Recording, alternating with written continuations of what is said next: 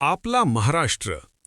पश्चिमेला अथांग अरबी समुद्र, पश्चिम घाटात उभी ठाकलेली सह्याद्रीची भव्य पर्वतरांग, मध्यभागी विस्तीर्ण दख्खनचे पठार आणि पूर्वेला हिरव्यागार जंगलांचा पट्टा.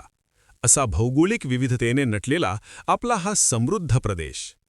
पण तुम्हाला माहितीये का, महाराष्ट्राच्या भौगोलिक स्थानामुळेच येथील हवामान, शेती आणि संस्कृती प्रत्येक भागात वेगवेगळी दिसून येते.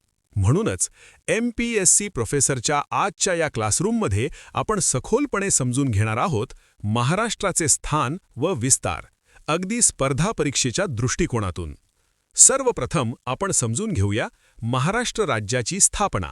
दीर्घकाळ चाललेल्या संयुक्त महाराष्ट्र चळवळीच्या संघर्षानंतर 1 मे 1960 रोजी महाराष्ट्र राज्य अधिकृतपणे अस्तित्वात आले आणि याच क्षणापासून या राज्याच्या भौगोलिक, सामाजिक आणि आर्थिक विकासाचा नवा अध्याय सुरू झाला. यानंतर आपण पाहूया महाराष्ट्राचे भौगोलिक स्थान. आता एकदा भारताच्या नकाशाकडे लक्ष द्या. भारताच्या पश्चिम भागात दख्खनच्या पठारावर वसलेले आपले महाराष्ट्र राज्य रणनीतिकदृष्ट्या अत्यंत महत्त्वाचे स्थान व्यापून आहे. म्हणूनच राज्याच्या हवामानापासून ते आर्थिक विकासापर्यंत या स्थानाचा मोठा प्रभाव दिसून येतो. यानंतर आपण पाहूया महाराष्ट्र राज्याच्या सीमा. भौगोलिकदृष्ट्या पाहिले तर महाराष्ट्राच्या चारही दिशांना वेगवेगळी राज्ये आणि नैसर्गिक सीमा आढळतात.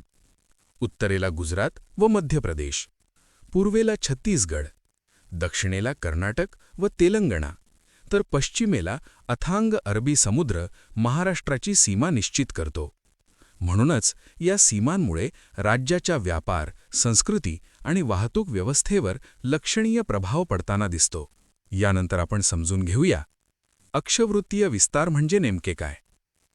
एखादे राज्य उत्तर ते दक्षिण दिशेत किती अंशांपर्यंत पसरलेले आहे यालाच अक्षवृत्तीय विस्तार असे म्हणतात.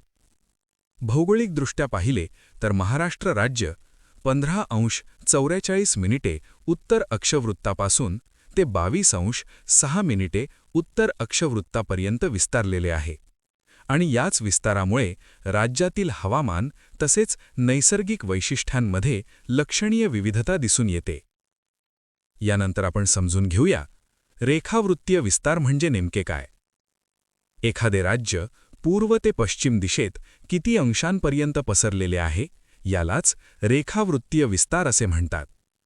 भौगोलिकदृष्ट्या पाहिले तर महाराष्ट्र राज्य 72°36' पूर्व रेखावृत्तापासून ते 80°54' पूर्व रेखावृत्तापर्यंत विस्तारलेले आहे आणि याच विस्तारामुळे राज्यातील वेळेची जाण, हवामानातील बदल तसेच भौगोलिक वैशिष्ट्यांमध्ये विविधता दिसून येते. यानंतर आपण पाहूया महाराष्ट्राचा आकार आणि क्षेत्रफळ. नकाशाकडे बारकाईने पाहिल्यास महाराष्ट्राचा आकार साधारणपणे त्रिकोणाकृती दिसून येतो, ज्याचा विस्तीर्ण पाया कोकण किनारपट्टीकडे आहे, तर शिरोबिंदू पूर्वेकडील गोंदिया भागाकडे निर्देश करतो. आणि याच भौगोलिक आकारामुळे राज्यातील प्रादेशिक वैशिष्ट्यांमध्ये लक्षणीय विविधता आढळते. यानंतर आपण पाहूया महाराष्ट्राची लांबी आणि रुंदी. स्पर्धा परीक्षेच्या दृष्टीने हे मुद्दे विशेष लक्षात ठेवा. महाराष्ट्राची पूर्व-पश्चिम लांबी साधारण 800 किलोमीटर आहे, तर उत्तर-दक्षिण रुंदी साधारण 700 किलोमीटर इतकी आहे. आणि विशेष म्हणजे महाराष्ट्राची कोकण किनारपट्टी सुमारे 720 किलोमीटरपर्यंत पसरलेली आहे. यानंतर आपण पाहूया महाराष्ट्राचे क्षेत्रफळ आणि राष्ट्रीय वाटा. भौगोलिकदृष्ट्या पाहिले तर महाराष्ट्र राज्याचे एकूण क्षेत्रफळ सुमारे 3,07,713 चौकिलोमीटर आहे. भारताच्या एकूण भूभागापैकी साधारण 9.36% भाग महाराष्ट्राने व्यापलेला आहे.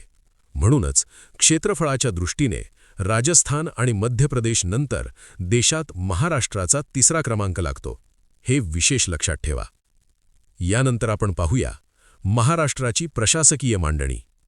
आता प्रश्न असा येतो, इतके विस्तीर्ण राज्य प्रशासनाच्या दृष्टीने चालवले कसे जाते.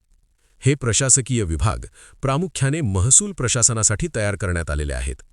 संपूर्ण महाराष्ट्र एकूण 6 प्रशासकीय विभागांमध्ये विभागलेला आहे: कोकण, पुणे, नाशिक, छत्रपती संभाजीनगर, अमरावती आणि नागपूर.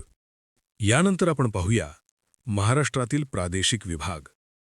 भौगोलिक आणि सांस्कृतिक वैशिष्ट्यांच्या आधारावर महाराष्ट्र राज्य एकूण 5 प्रादेशिक भागांमध्ये विभागलेले दिसून येते, ज्यामध्ये समावेश होते कोकण, पश्चिम महाराष्ट्र, खानदेश, मराठवाडा आणि विदर्भ यांचा. यानंतर आपण पाहूया महाराष्ट्रातील जिल्हे आणि तालुके. प्रशासनाच्या दृष्टीने पाहिले तर महाराष्ट्र राज्यात एकूण 36 जिल्हे आहेत, तर स्थानिक पातळीवर कारभार सुलभ व्हावा म्हणून राज्याचे एकूण 358 तालुक्यांमध्ये विभाजन केलेले आहे. यानंतर आपण पाहूया महाराष्ट्राची लोकसंख्या. भौगोलिक वैशिष्ट्यांइतकाच महत्त्वाचा घटक म्हणजे इथली माणसं. 2011च्या जनगणनेनुसार महाराष्ट्राची एकूण लोकसंख्या 11,23,74,333 इतकी आहे.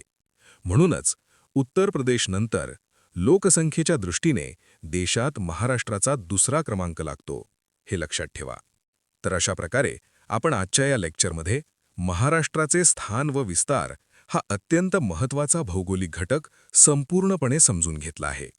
राज्याची स्थापना, भौगोलिक स्थान, अक्षवृत्तीय व रेखावृत्तीय विस्तार, आकार, क्षेत्रफळ, प्रशासकीय व प्रादेशिक मांडणी तसेच लोकसंख्या हे सर्व मुद्दे स्पर्धा परीक्षेच्या दृष्टिकोनातून सोप्या पद्धतीने पाहिले आहेत. या लेक्चरचे सर्व नोट्स तुम्हाला PDF स्वरूपात टेलिग्राम चॅनलवर उपलब्ध होतील. त्यासोबतच टेलिग्रामवर प्रश्नाधारित क्विज देखील दिली जाईल, जेणेकरून तुमचा रिव्हिजन आणखी मजबूत होईल. म्हणूनच टेलिग्राम चॅनलला नक्की जॉईन करा. अशाच प्रकारच्या सोप्या समजावणीसाठी आणि स्पर्धा परीक्षेसाठी उपयुक्त कंटेंटसाठी MPSC प्रोफेसरला नक्की फॉलो करा. अभ्यास करत रहा, यश नक्की मिळेल. जय शिवराय.